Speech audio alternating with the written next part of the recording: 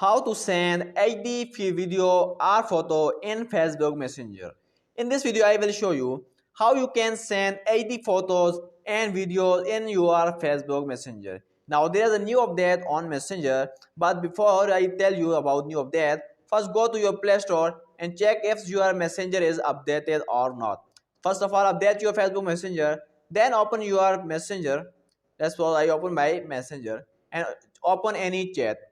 Now when you open any chat, just click on this for our gallery icon to send any photos or videos. So I set this gallery option. Now just click on any video or photos which you want to send. But before sending video, you have to turn on this HD enable setting.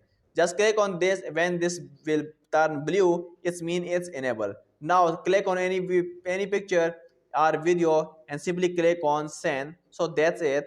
Just you have to turn on this HD feature on your Facebook Messenger. This is a new update on Facebook Messenger and you can use it in order to send HD photos or video to anyone on Facebook Messenger.